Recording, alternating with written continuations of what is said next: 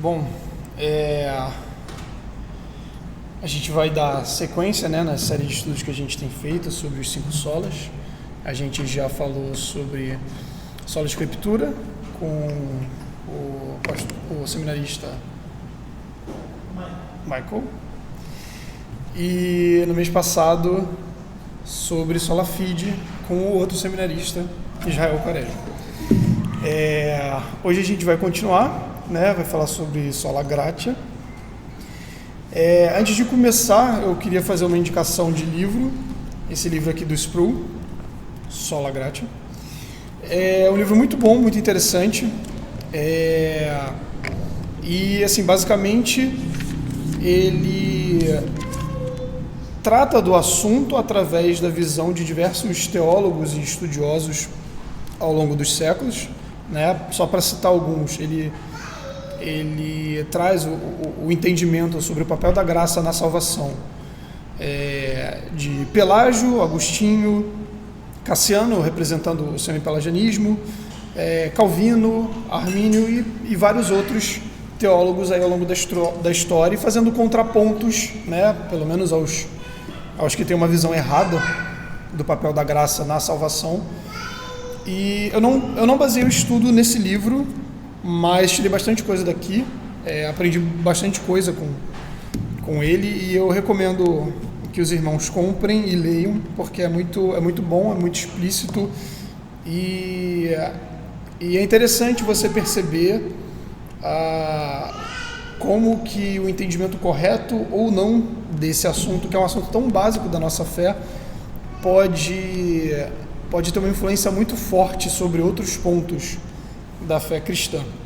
E a gente vai falar um pouquinho sobre isso mais no final. Basicamente, eu vou trazer aqui um pouco da visão de Pelágio e de Cassiano, né? Falando sobre o semi-pelagianismo, e vou trazer alguns textos da Escritura fazendo um contraponto em relação ao que esses homens pensavam e pregavam a respeito do papel da graça na salvação do ser humano.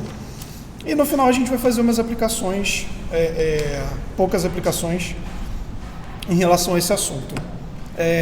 Antes de começar, eu queria fazer uma oração e a gente parte para o estudo propriamente dito. Senhor Deus, Pai amado, te agradecemos, ó Pai, pela tua graça, pela tua bondade, Senhor, pela tua misericórdia nas nossas vidas. Te pedimos, ó Pai, por esse estudo, que o Senhor ilumine as nossas mentes, ó Pai, que o Senhor traga a tua palavra através de mim, Senhor, que ela seja exposta, Senhor, de forma clara, Senhor, e sem ultrapassar, ó Pai, os limites da verdade, Senhor.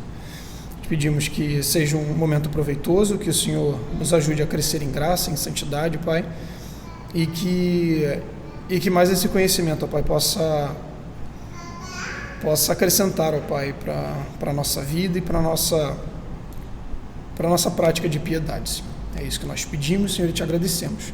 Em nome de Cristo Jesus, nosso amado e bendito Salvador. Amém. Bom, acho que praticamente todo mundo tem um entendimento muito bom a respeito desse assunto, então acho que é um assunto que não é novidade para ninguém, né? É um assunto bem básico da nossa fé, e acho que assim, não vai ser muita novidade o que eu vou trazer aqui para vocês, mas eu espero que vocês sejam abençoados de alguma forma, de qualquer jeito. Como eu falei, eu vou trazer aqui o pensamento de Pelágio e do semi-pelagianismo, né, para a gente entender um pouquinho a controvérsia que aconteceu há alguns séculos atrás, e vocês vão ver também como que controvérsias que aconteceram há muito tempo atrás ainda influenciam bastante os nossos tempos, infelizmente. Bom, Pelágio, ele passou a pregar e a estudar um pouco mais ali no século V, né? Ele nasceu no finalzinho do século IV, metade para frente, e ele tinha um entendimento, vamos dizer assim, bem peculiar a respeito da graça. Ele pregava que Deus não havia ordenado nada impossível que o homem possuía o poder de fazer o bem se assim o desejasse, e que a fraqueza da carne era meramente um pretexto. Tá? Isso aqui é a citação dele próprio. Ele entendia que a natureza não requer graça a fim de cumprir as suas obrigações. O livre-arbítrio adequadamente exercido produz virtude, que é o bem supremo, devidamente seguido pela recompensa. Por meio do seu próprio esforço, o homem pode alcançar tudo o que se requer dele na moralidade e na religião. Então, assim, só por esses dois entendimentos que ele tinha, a gente já consegue perceber como que ele tinha uma ideia distorcida a respeito da graça, né? Primeiramente, a gente percebe que ele não cria no estado de depravação total do homem, né? Não cria que o pecado de Adão trazia consequências para nós, né? Ele entendia que a natureza do homem era inalteravelmente boa, ou seja, nada dentro de nós é necessariamente ruim, né? O mal existe, ele está fora, e quando o homem comete um pecado, ele comete esse pecado puramente por influências externas, tá? E ele entendia também que a alma humana, ele não poderia sofrer qualquer tipo de corrupção que modificasse a sua essência. Ou seja, ele entendia que, da mesma forma como Adão, que foi criado perfeito e completamente capaz de obedecer os mandamentos de Deus, ele acredita que nós assim o somos, né? E ele entendia também, como consequência disso, que o pecado é extrínseco ao homem, ou seja, o pecado é algo que vem de fora e que nos dificulta a nossa caminhada de obediência, né? Não é algo que está dentro de nós, não é algo que corrompe a nossa natureza, a natureza em que Adão foi criado, né? Então ele entende também que o pecado de Adão não condenou a raça humana à morte espiritual e nem transmitiu o pecado para os seus descendentes, né? Ou seja, o homem não nasce em pecado, nasce no mesmo estado que Adão, e por isso tem completa capacidade em si próprio de, como ele falou aqui, exercendo devidamente e adequadamente o livre-arbítrio, de cumprir os mandamentos de Deus, né? E naturalmente ele acreditava que o homem poderia ser perfeito, e segundo ele, alguns inclusive o foram. Eu não encontrei citação, não sei se ele chegou a falar, né, sobre quem pode ter sido perfeito ou não, mas fica aí a pergunta, né, quem é que foi? Então, assim, para resumir, eu vou trazer aqui alguns pontos, né? Aqui nesse livro ele traz 18 premissas do pensamento de Pelágio. Eu não vou ler todas, né? E também acho que eu não vou gastar muito tempo explicando, acho que vocês entenderam bem aqui o ponto, né? Mas eu vou trazer alguns aqui que mostram como o conhecimento que ele tinha a respeito da palavra de Deus era distorcido. O primeiro deles: a natureza humana é inalteravelmente boa. Segundo, pode haver homens sem pecado, já que o pecado é algo externo. Nem o pecado, nem a culpa de Adão foram transmitidos à raça humana. Todos os homens são criados como Adão antes da queda, ou seja, somos todos perfeitos e completamente capazes de obedecer a Deus. Aí que entra um ponto um pouco esquisito, né, que não faz muito sentido, mas ele defendia esse ponto. A graça de Deus facilita a bondade, mas não é necessário para alcançá-la. É difícil entender o que ele quis dizer com isso, né, mas esse realmente era um ponto que ele defendia, né, que ele não negava a graça de Deus, né, aí nem na salvação, mas na vida de obediência do crente, mas ele dizia que a graça era simplesmente algo auxiliar, que facilitava a bondade, né, como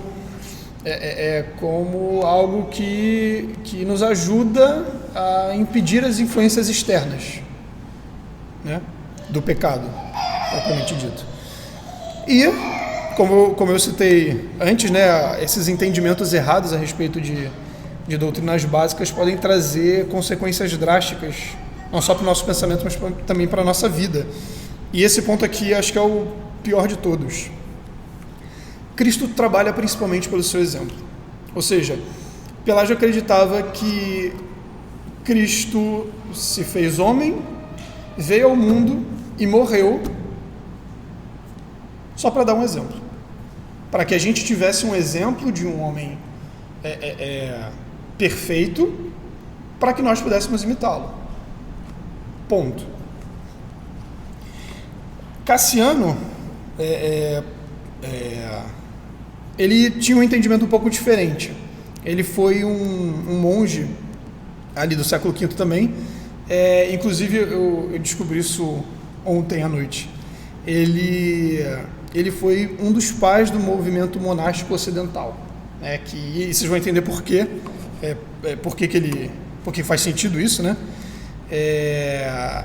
E assim, em linhas gerais, o movimento monástico, ele faz com que os homens se separem do mundo, né, dos seus afazeres normais, para se dedicarem à devoção, achando que dessa forma eles teriam mais facilidade de alcançar a perfeição e obedecer os mandamentos de Deus. Ele tinha um entendimento bem diferente, quer dizer, não tanto, né, de Pelágio, e por isso o pensamento dele é chamado de semi-pelagianismo, né, porque ele afirmava a doutrina do pecado original, diferentemente de Pelágio, e da hereditariedade da natureza pecaminosa. Porém, ele entendia que a natureza humana depois de Adão não estava completamente destruída e nem era moralmente impotente de forma completa. Então ele entendia que o pecado de Adão trouxe sim consequências, mas que eram simplesmente deixava a alma humana debilitada no exercício da obediência.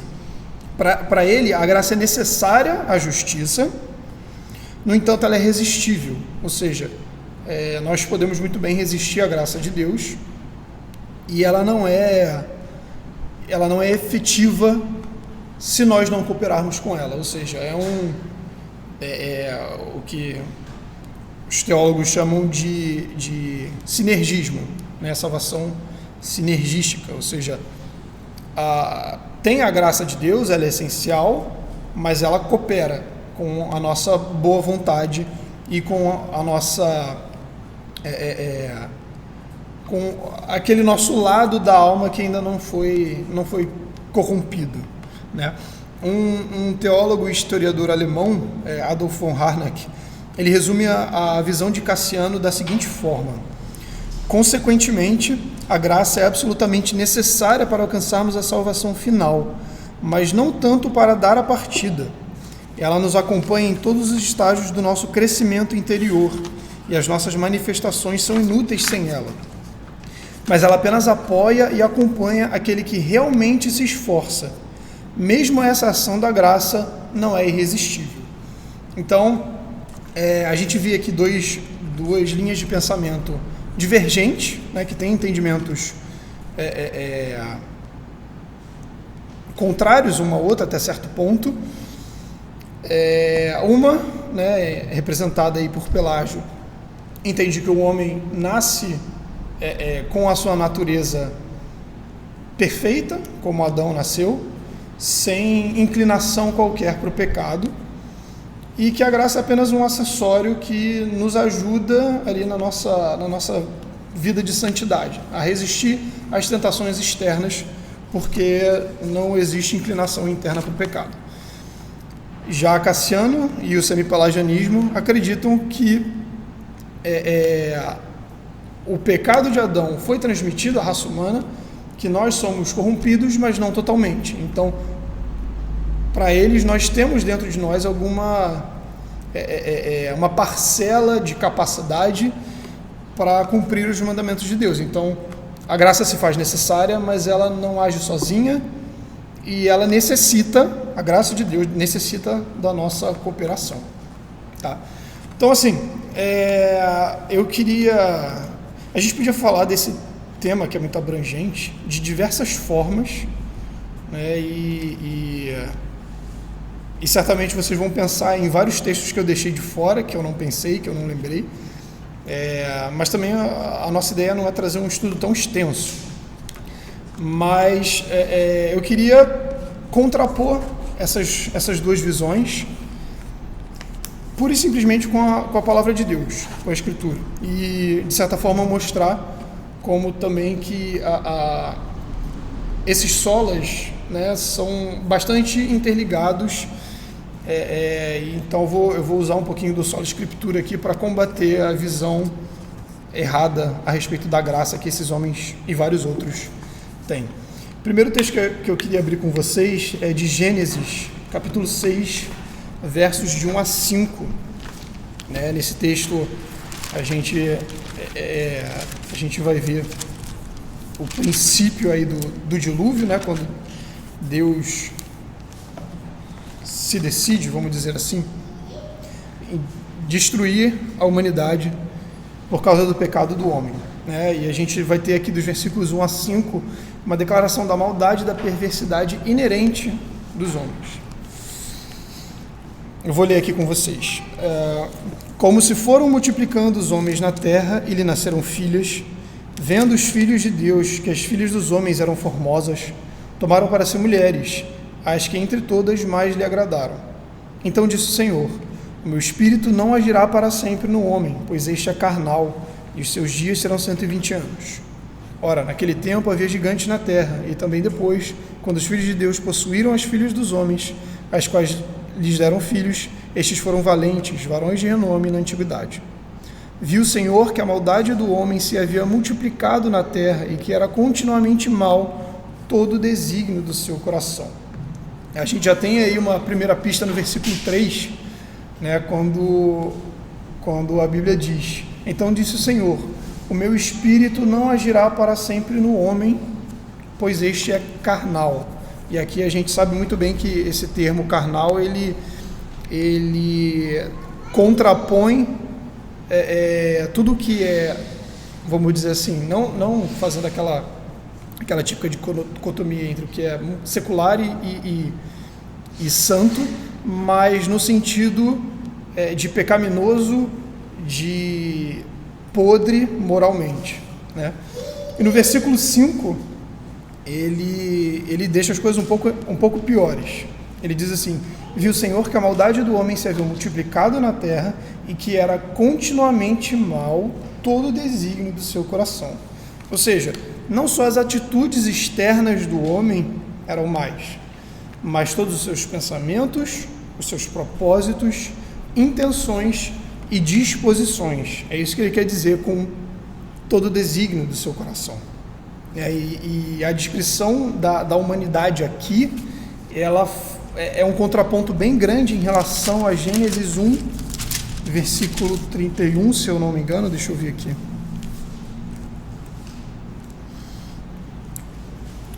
Versículo 31, é o último versículo do capítulo 1 de Gênesis, quando ele diz: viu Deus tudo quanto fizera, inclusive o homem, e eis que era muito bom. Ou seja, claramente esse texto mostra que depois de Adão houve uma quebra total em relação aos desígnios do coração do homem, né? Contrapondo aí totalmente o que o pelagianismo e o semipelagianismo pregam. Um pouco mais para frente, no capítulo 8 de Gênesis, versículo 21,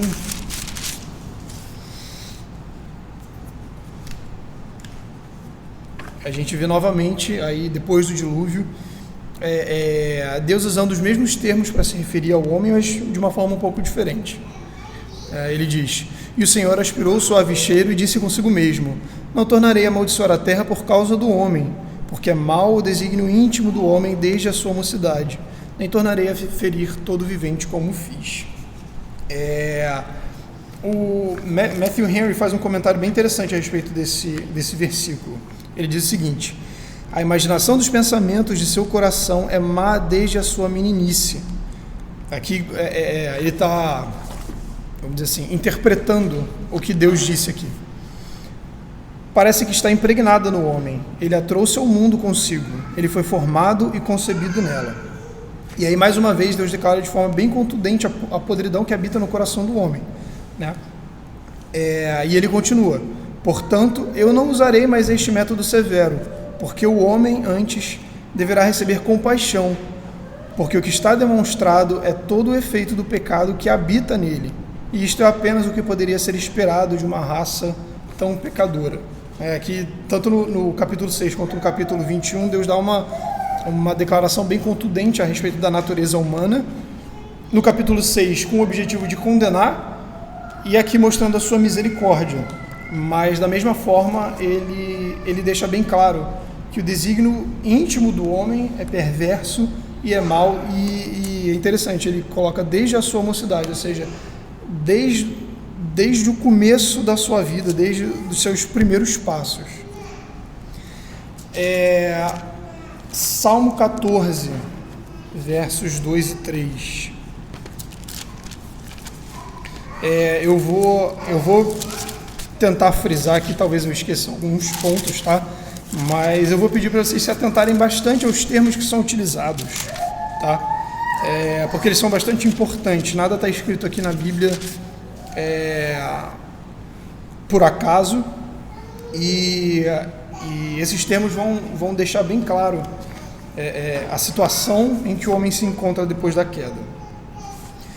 Os versículos 2 e 3 do Salmo 14 dizem o seguinte: do céu olha o Senhor para os filhos dos homens, para ver se há quem entenda, se há quem busque a Deus. Todos se extraviaram e juntamente se corromperam. Não há quem faça o bem, não há nenhum sequer. Comentário de Matthew Henry sobre esse texto: os pecadores são corruptos, bastante degenerados em relação ao que o homem era em seu estado inocente. Eles se fizeram imundos, podres. Todas as suas faculdades são tão desordenadas que eles se tornaram odiosos ao seu Criador e absolutamente incapazes de responder às finalidades da sua criação. Eles têm se corrompido, na verdade, porque eles não fazem o bem, mas são um peso inútil para a terra. Eles não fazem serviço algum para Deus, não lhe trazem nenhuma honra, nem fazem eles próprios qualquer verdadeira bondade. Eles provocam muito sofrimento, eles fazem-se abomináveis em suas obras, pois todas essas obras são pecaminosas. E aqui é interessante que Davi, nesse salmo, ele traz Deus como testemunha, né, o Deus Todo-Poderoso e Onisciente, como testemunha ocular para averiguar a situação do homem e dar o seu veredito. E o veredito dele é, versículo 3, todos se extraviaram, ou seja, se desviaram do caminho correto, se corromperam, se perverteram moralmente. E no final não há quem faça o bem, ou seja, todo o gênero humano é perverso e incapaz de praticar o bem. Acho que a gente podia parar por aí, não precisava dar sequência. Mas vamos continuar, capítulo 51, versículo 5 de Salmo bem conhecido.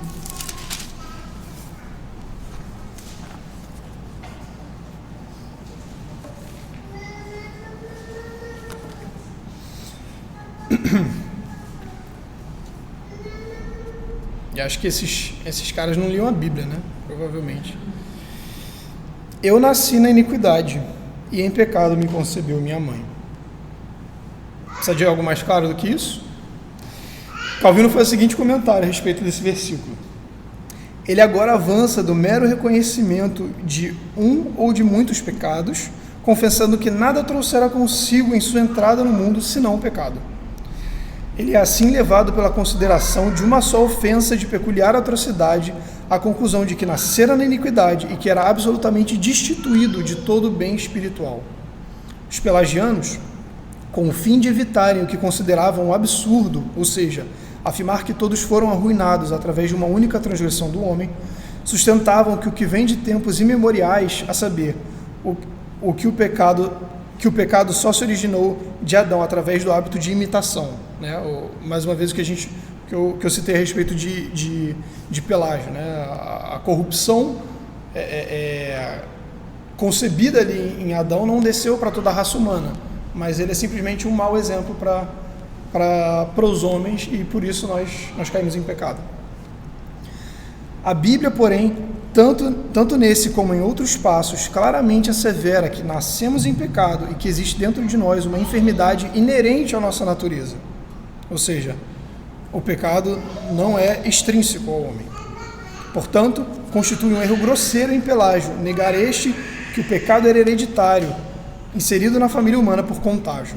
Basta que sustentemos que Adão, em sua queda, foi despojado de sua justiça original, sua razão foi obscurecida, sua vontade pervertida, e que, sendo reduzido a este estado de corrupção, trouxe filhos ao mundo semelhantes a ele em caráter. Ou seja, tudo o que a gente já viu aqui já coloca por terra todo esse entendimento errado de que ou o homem é perfeito e é capaz de, por si próprio, desde que fugindo das tentações externas, ou que o homem ainda possui alguma capacidade para obedecer a Deus, né? A gente vê aqui claramente que, na verdade, o homem nasceu em pecado e o pecado de Adão foi transmitido a nós, e nós somos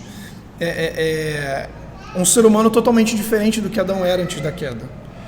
Nós temos todas as nossas faculdades obscurecidas e pervertidas por causa do pecado de Adão. Outro versículo, Jeremias 17, capítulo 9.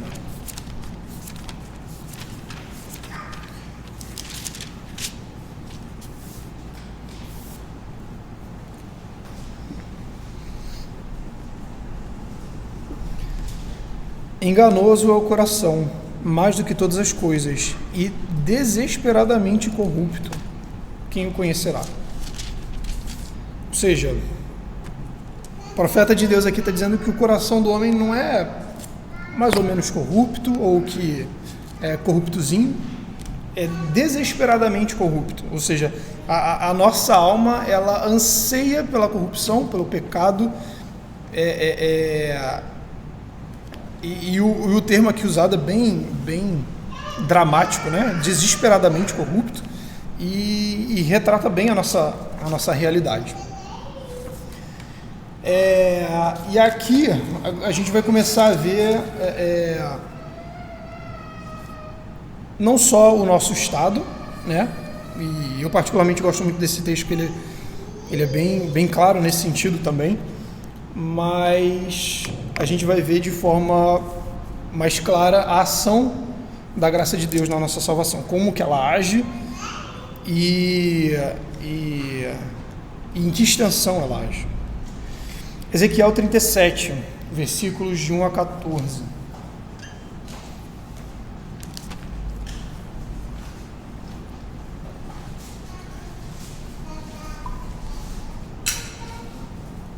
A visão de um vale de ossos secos.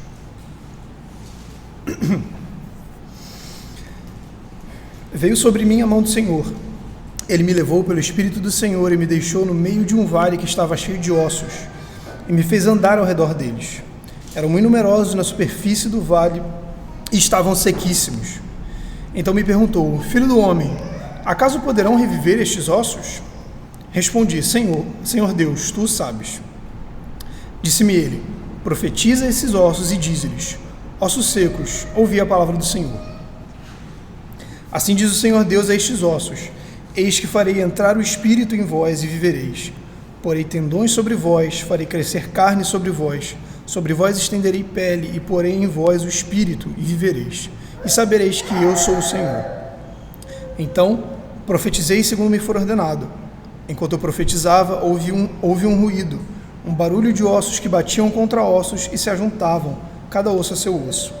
Olhei, e eis que havia tendões sobre eles, e cresceram as carnes, e se estendeu a pele sobre eles. Mas não havia neles o Espírito. Então ele me disse: profetiza ao Espírito, profetiza, ó Filho do homem, e dize-lhe: assim diz o Senhor Deus: vem dos quatro ventos, ó Espírito, e assopra sobre estes mortos para que vivam. Profetizei como ele me ordenara, e o Espírito entrou neles, e viveram e se puseram em pé, um exército sobremodo numeroso. Então me disse: filho do homem, estes ossos são toda a casa de Israel. Eis que dizem: os nossos ossos se secaram e pereceu a nossa esperança, estamos de todos terminados. Portanto, profetize e dize-lhes: assim diz o Senhor Deus: eis que abrirei a vossa sepultura e vos farei sair dela, ó povo meu, e vos trarei a terra de Israel. Sabereis que eu sou o Senhor quando eu abrir a vossa sepultura e vos fizer sair dela, ó povo meu. Porém, vós o meu espírito e vivereis, e vos estabelecerei na vossa própria terra. Então sabereis que eu, o Senhor, disse isto e o fiz, diz o Senhor. Além da mensagem óbvia e momentânea que Ezequiel está trazendo, que é uma mensagem de restauração para o povo que estava dividido entre diversos reinos e diversas nações inimigas, a gente tem também aqui a mensagem da restauração espiritual do povo de Deus, que estava morto por causa dos seus pecados. No versículo 3, Deus pergunta a Ezequiel se aqueles ossos poderiam reviver. E olha o que o profeta responde: Senhor Deus, tu sabes. Ou seja, aqui Ezequiel está dando uma declaração bem clara de que nada do que aqueles ossos secos pudessem fazer, até porque eles estavam secos e eram só ossos, e nada do que Ezequiel pudesse fazer faria com que aqueles ossos voltassem à vida, se formassem como homens e entrasse o Espírito neles. Ou seja, só uma obra sobrenatural, e por isso ele diz: Senhor, tu sabes, traria vida de volta a esses ossos secos. E aí é interessante que Deus manda Ezequiel profetizar esses ossos. E aí, através da pregação de Ezequiel, aqueles ossos começam a se juntar, começam a se unir, formar tendões, e a pele começou a surgir sobre esses ossos. E aí depois Deus manda Ezequiel profetizar o Espírito, para que aqueles ossos, aqueles corpos já formados, mas que ainda estavam mortos, voltassem a viver. E Matthew Henry interpreta essa passagem de uma forma interessante, né? Ele entende que a oração de Ezequiel a Deus, suplicando para que a sua graça acompanhe a palavra, para que assim o Espírito vivifique aqueles corpos. Ele diz o seguinte: a graça de Deus pode salvar almas sem a nossa pregação, mas a pregação não pode salvá-las sem a graça de Deus.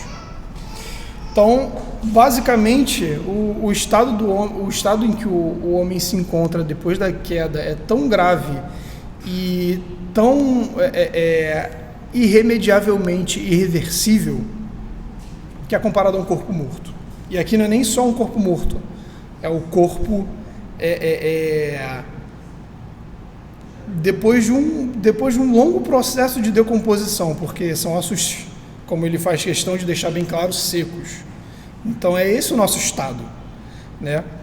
E da mesma forma como é impossível a um homem morto reviver, e a qualquer outra pessoa fazer com que um corpo morto reviva, assim também é impossível para qualquer homem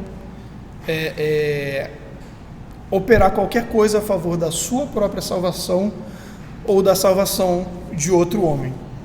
E aí, diante disso, eu me lembro de um outro texto, que está lá em Mateus 19, 24 a 26. Vou pedir para vocês abrirem.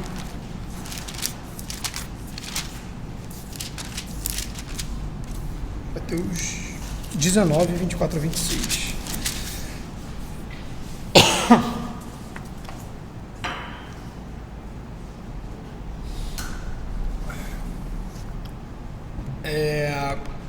Diante dessa imagem que Ezequiel coloca, né, de um vale de ossos secos, representando também o estado espiritual do homem, a gente vai para esse texto. Versos 24 a 26. E ainda vos digo que é mais fácil passar um camelo pelo fundo de uma agulha do que entrar um rico no reino de Deus.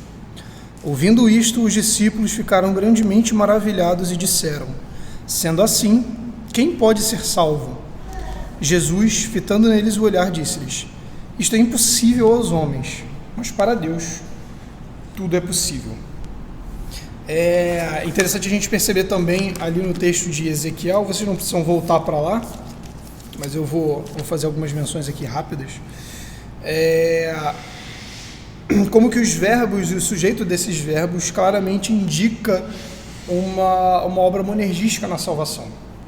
Versículo 5. Assim diz o Senhor, eis que farei entrar o Espírito em vós.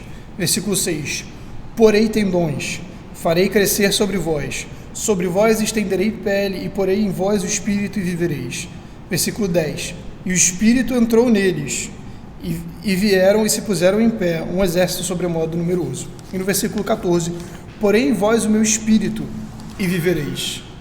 Ou seja, aqueles ossos secos ali não fizeram nada, não tinham qualquer tipo de ação dentro dessa obra de salvação e de restauração. E é o que fica bem claro nesse texto de Ezequiel, deixando para a gente evidente que o homem por si só não opera, mas não contribui em nada. Do mesmo jeito que um corpo morto contribui para a sua esqueci o termo, ressurreição, assim nós contribuímos para a nossa salvação. E agora a gente vai começar a ver melhor o papel da graça, né, de forma um pouco mais clara. Efésios 2, texto que a gente leu, versículos 4 a 7.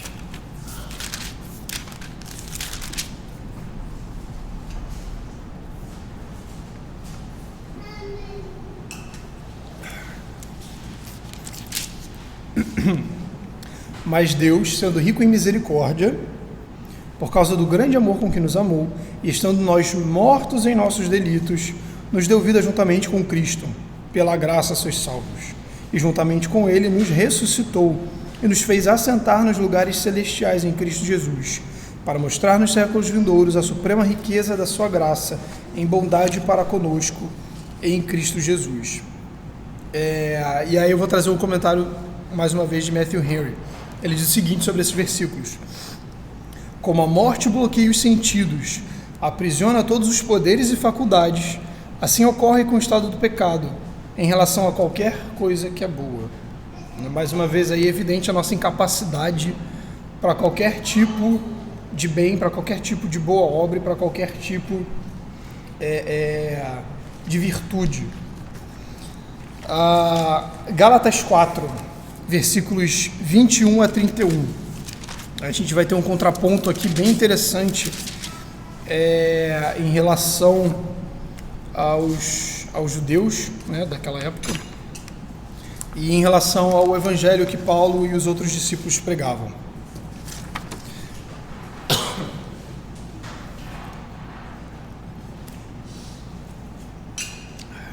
Versículos 21 a 31. Dizei-me vós os que quereis estar sob a lei, acaso não ouvis a lei? Porque está escrito que Abraão teve 2 filhos, um da mulher escrava e outro da livre.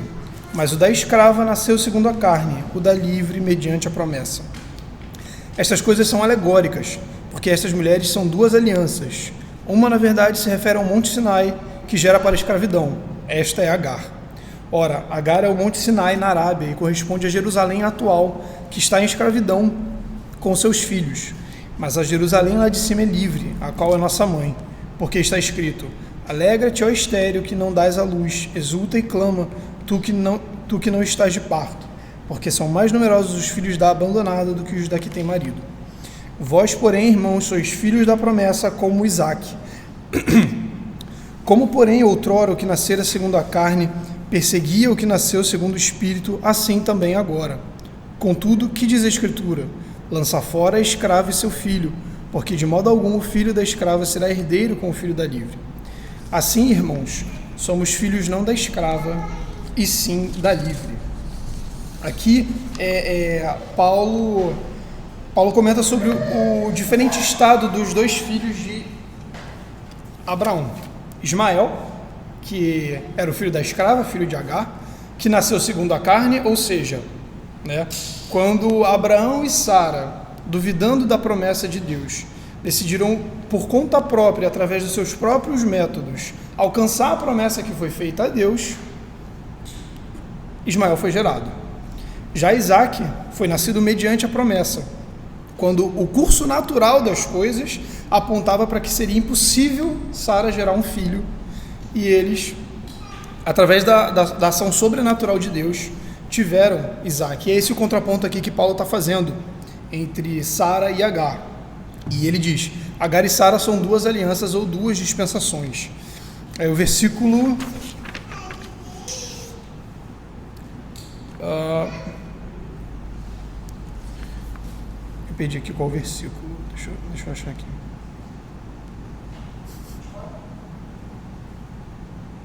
24, a segunda metade. Uma, na verdade, se refere ao Monte Sinai, na Arábia, e corresponde a Jerusalém atual, que está em escravidão com seus filhos. Ou seja, Agar aqui, ela é comparada ao Monte Sinai, onde Moisés recebeu as tábuas da lei. E aí ele tá usando fazendo esse jogo de palavras, essa alegoria, para mostrar que comparando Agar ao Monte Sinai, mostrando a situação dos judeus naquele período. Ou seja, eles receberam a lei e estavam se agarrando àquela lei e exigindo o cumprimento da lei a fim de se obter a salvação. E por isso ele compara Agar ao Monte Sinai. Sara, porém, é comparada a Jerusalém lá de cima, a Jerusalém espiritual. E é por isso que ele diz no final: vós, porém, irmãos, sois filhos da promessa como Isaac. E não vamos dizer assim, os filhos das obras humanas, e aí até uma obra pecaminosa como Ismael. E Matthew Henry diz o seguinte sobre esse versículo 28: nós cristãos que aceitamos a Cristo, dependemos dele, procuramos a justificação e salvação somente através dele, e por meio disso nos tornamos a semente espiritual de Abraão.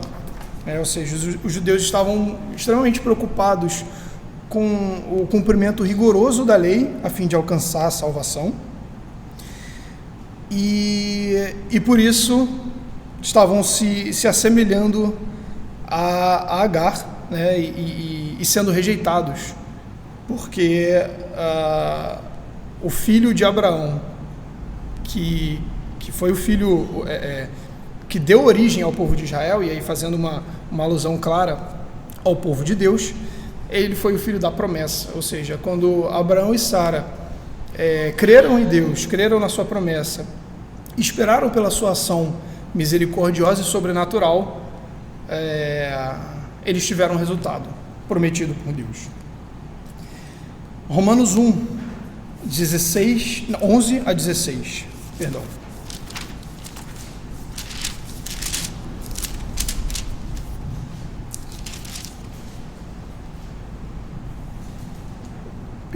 Romanos 9, 11 a 16.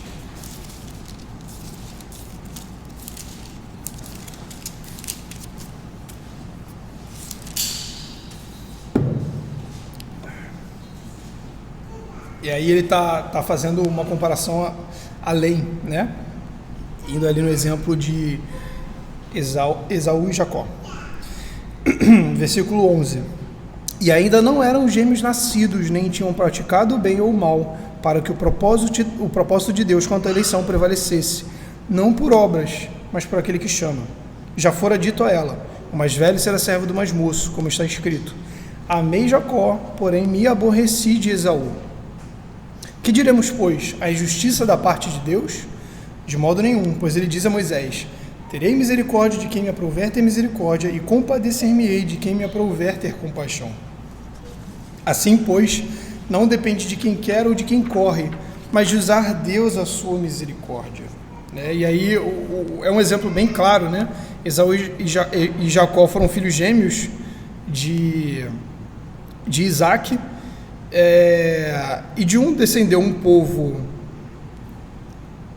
perverso, um povo ímpio, que foi Edom, e do outro veio a semente santa, que deu sequência ao povo de Deus. E aqui mostra claramente como que dois filhos, né, de Abraão tiveram destinos totalmente opostos. E como Paulo diz, não eram gêmeos nascidos, nem tinham praticado o bem ou o mal. Porém, Deus amou a Jacó e se aborreceu de Esaú.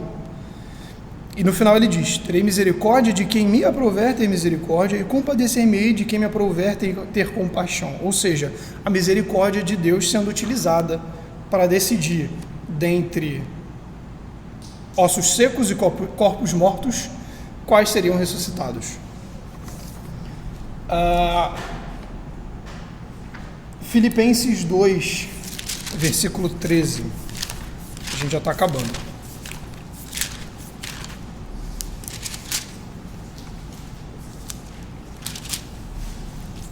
Esse é bem conhecido também.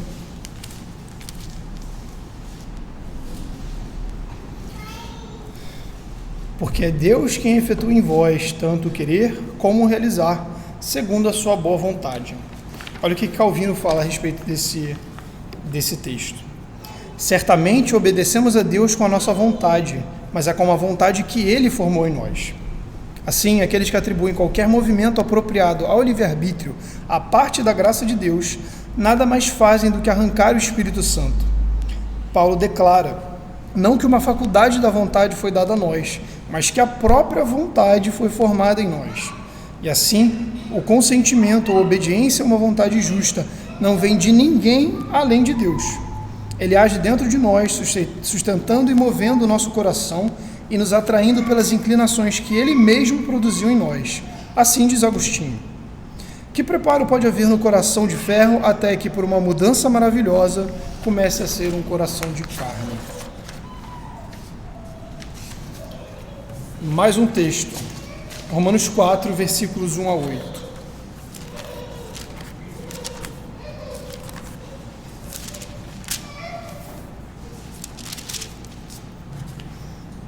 Assim a gente vê como que a Bíblia é carregada de declarações a respeito não só da nossa incapacidade moral, como também de como só a graça de Deus é capaz de transformar o nosso coração de pedra em coração de carne. Ele diz o seguinte: que pois diremos ter alcançado Abraão, nosso pai, segundo a carne? Porque se Abraão foi justificado por obras, tem que se gloriar, porém não diante de Deus. Pois que diz a Escritura? Abraão creu em Deus e isso lhe foi imputado para a justiça. Ora, ao que trabalha, o salário não é considerado como favor ou graça, e sim como dívida. Mas ao que não trabalha, porém crê naquele que justifica o ímpio, a sua fé lhe é atribuída como justiça. E é assim também que Davi declara ser bem-aventurado o homem a quem Deus atribui justiça, independentemente de obras. Bem-aventurados aqueles cujas iniquidades são perdoadas e cujos pecados são cobertos. Bem-aventurado o homem a quem o Senhor jamais imputará pecado. E aí, assim, nesse texto, Paulo começa questionando o argumento de que Abraão foi justificado por obras, né, através de uma pergunta retórica, lá no comecinho, né, que diremos ter alcançado Abraão, nosso pai, segundo a carne. Né? E é interessante como que ele vai desmontando esse argumento de que Abraão alcançou a sua salvação por obras e alcançou a justiça por meio das suas obras. No versículo 4, ele faz uma comparação bem interessante. Ele diz: ora, o que trabalha, o salário não é considerado como favor, e sim como dívida. Ou seja, o que trabalha aqui é aquele homem que pratica a justiça, né? E o seu salário seria a recompensa pelo seu trabalho, não um favor ou uma graça, né? E o que não trabalha, né, é o ímpio, que possui fé naquele que o justifica. E aí, como ele fala, a sua fé é atribuída como justiça. E nos versículos 6 a gente vê que é Deus quem atribui essa justiça. Ele diz, e é assim também que Davi declara ser bem-aventurado o homem a quem Deus atribui justiça. E ele completa, independentemente de obras. E no versículo 8, aí citando o Salmo de Davi, ele diz, bem-aventurado o homem a quem o Senhor jamais imputará pecado. Ou seja, é Deus quem inocenta o culpado, não o homem através de suas obras que alcança isso. E assim, alguns teólogos distorcem um pouco esse texto, né, em relação ao que ele diz aqui sobre Abraão, a respeito dele Cadê? Acho que é o versículo 4. Não. Versículo...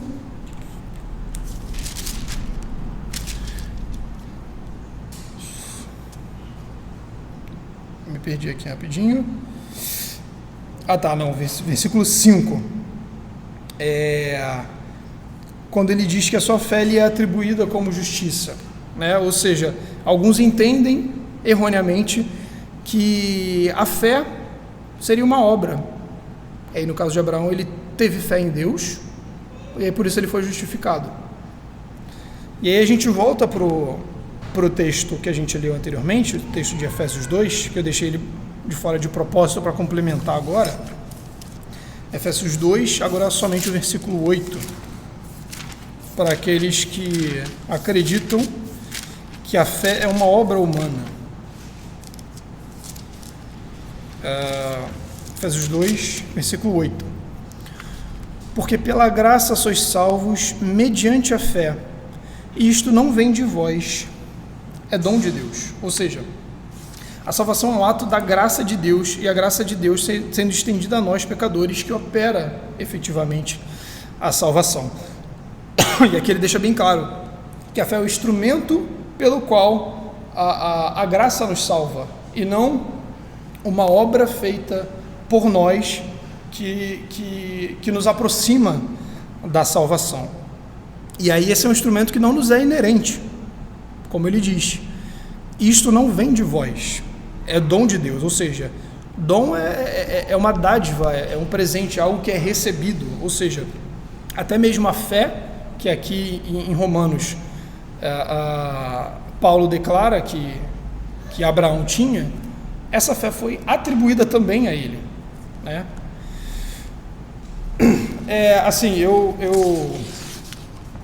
Basicamente os textos eram esses, né? Acho que ficou bem claro para a gente como que essas duas linhas de pensamento são completamente antibíblicas e distorcidas. E assim, a gente às vezes pode parar para pensar da seguinte forma: tá bom, a graça ela nos alcança, nós não fazemos nada, não tem nenhuma obra nossa para que alcancemos a salvação, mas beleza, qual que é a aplicação prática que isso pode trazer para a minha vida? Quer dizer, beleza, se eu fui salvo, não interessa se eu fui salvo pelas minhas obras, ou se eu tive uma contribuição, ou se eu fui salvo única e exclusivamente pela graça de Deus, certo? Errado. Como eu falei lá no começo, a visão desse ponto, que é tão básico e tão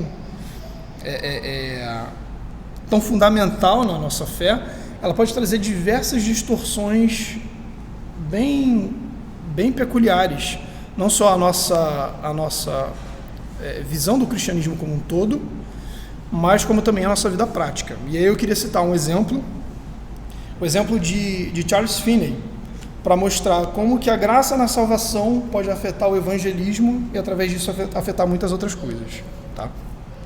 Charles Finney era um pregador, alguns aí dizem que ele era arminiano, outros dizem que ele era pelagiano. Pelo que eu li a respeito, eu acho que ele está mais para o pelagianismo, tá? Ele foi um pregador do século XIX, lá nos Estados Unidos, e ele era um pastor da igreja presbiteriana, se eu não me engano, tá? Primeiro ponto: Finney não cria na depravação total da alma humana. Ele raciocinava como Pelágio a partir da premissa do dever e da obrigação até a habilidade moral. Ou seja, ele entendia que se Deus deu a sua lei para os homens, é porque eles tinham plena capacidade de cumpri-la. Tá? Eu vou trazer uma citação dele aqui, que vai deixar isso bem claro. Ele acreditava que a conversão, enquanto indica e expressa atividade e mudança na posição do sujeito, não inclui e não indica qualquer agência divina. Nem Deus, nem qualquer outro ser pode regenerá-lo se sua vontade não mudar de direção. Ou seja, nós somos agentes da nossa conversão, segundo Finney. Se ele não mudar sua escolha, é impossível que ela possa ser mudada. Ou seja, está jogando até a soberania de Deus, Criador, sobre nós, criaturas, no chão, né? Eu perdi as minhas anotações. Aqui. E ele acreditava também que na conversão do homem, o homem é passivo e ativo. Tá? Como é que ele defende esse ponto? Ele diz que o homem é passivo no sentido de que é necessário ser apresentada a ele a verdade pelo Espírito Santo. Porém, é o próprio homem que se convence ou não da verdade e decide por conta própria converter-se.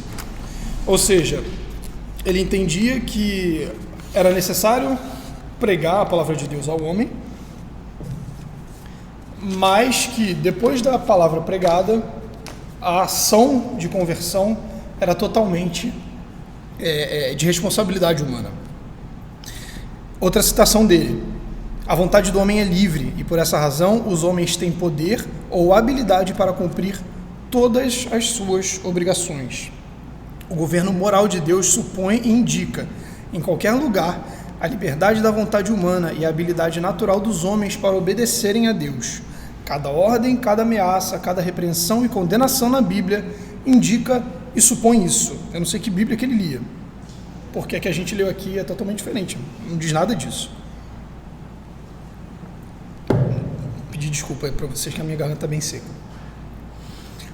Um detalhe, um dos seus sermões mais populares era intitulado, abre aspas, os pecadores estão obrigados a mudar os seus próprios corações, fecha aspas. Ou seja, Finney, da mesma forma como Pelágio, ele rejeitava uma ideia de natureza pecaminosa herdada de Adão. Ou seja, Adão não nos leva ao pecado senão pelo seu exemplo. E por conseguinte, como consequência desse raciocínio, Cristo não nos leva à salvação por sua morte expiatória, mas pelo seu exemplo de obediência. Ou seja, Cristo morreu à toa, né? Quer dizer, se era só um exemplo de imitação de obediência, ele podia ter ficado vivo e não morrer, né? Por conta dessas crenças, as suas pregações evangelísticas, elas contavam muito com táticas emocionais, né? Ele buscava muito mexer com os sentimentos e as emoções dos seus ouvintes para que eles tomassem a decisão, como ele chamava, né? de se converter. E aí o pastor Michael Horton, ele faz o seguinte comentário a respeito do pensamento de Pelágio. O novo nascimento é apenas o resultado da utilização de técnicas bem-sucedidas e o avivamento é o resultado natural de campanhas inteligentes. Ou seja, para a gente converter o mundo, a gente precisa de um coach de marketing para espalhar o evangelho de uma forma bem feita para o mundo inteiro. Era nisso que Charles Finney cria. E qual é o resultado disso? Tá? Primeiro, um fato interessante que eu não sabia. Por causa de Finney e das suas ideias, houve um rompimento muito forte na igreja presbiteriana americana, ali na sua época, principalmente ali nas igrejas em Nova York, que era onde ele pregava, e algumas igrejas também na Califórnia. Tá? E aí, qual que é o resultado prático dessa forma dele de pensar a respeito da ação da graça na salvação humana?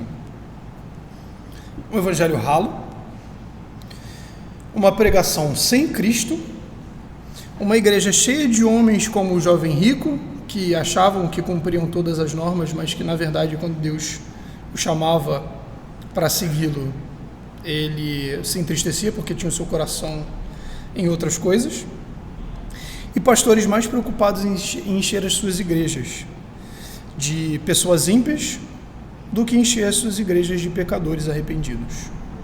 Então, assim, a princípio, à primeira vista, e de forma até displicente, a gente pode pensar que essa é uma doutrina que não traz muita diferença prática na nossa vida e na vida da igreja. Mas, infelizmente, Charles Finney mostrou que isso não é uma verdade. E a sua pregação trouxe um prejuízo muito grande para diversas igrejas nos Estados Unidos e até aqui no Brasil também, tá? O outro ponto que eu queria destacar é que ele não vai muito em relação à graça de Deus na salvação, mas eu entendo que é uma extensão natural disso, tá? Se a gente entende que a graça de Deus é absolutamente necessária e ela é a única que pode nos fazer reviver espiritualmente, por que muitas vezes a gente vive como se depois da nossa conversão a gente não precisasse mais da graça de Deus? O que eu quero dizer com isso? Aí tomando exemplos bem práticos, tá? Vocês que trabalham, todo dia de manhã vocês oram a Deus pedindo pela sua graça para que Ele dê capacidade a vocês, e aí eu vou me incluir também, né, a nós, para exercer o nosso trabalho de forma bem feita, para sermos honestos e glorificarmos a Deus no nosso trabalho? As donas de casa oram todo dia de manhã pedindo a Deus a sua graça para que cumpram seus deveres de forma eficiente, possam cuidar dos seus filhos ou do seu marido. Quem estuda só clama pela graça de Deus quando tem aquele provão sinistro que reprova metade da turma, ou para qualquer prova você ora e pede a direção de Deus e a sua graça? Eu, preparando esse estudo, eu me questionei bastante a respeito disso. E se é tão fácil para a gente crer na salvação de Deus através da graça e sem qualquer obra nossa, por que é tão difícil? Por que é tão difícil a gente viver de forma a demonstrar que a gente realmente necessita da graça de Deus, não só para a nossa salvação, mas para todas as outras obras que a gente pratica na nossa vida? E aí eu queria ler com vocês um trecho da Bíblia que traz um pouco de luz a respeito desse assunto, que é o Salmo 127.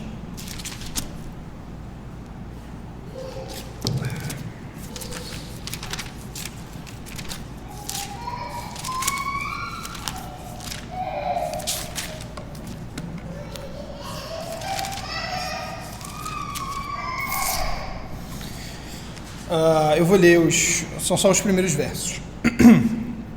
Se o Senhor não edificar a casa, em vão trabalham os que a edificam. Se o Senhor não guardar a cidade, em vão vigia a sentinela.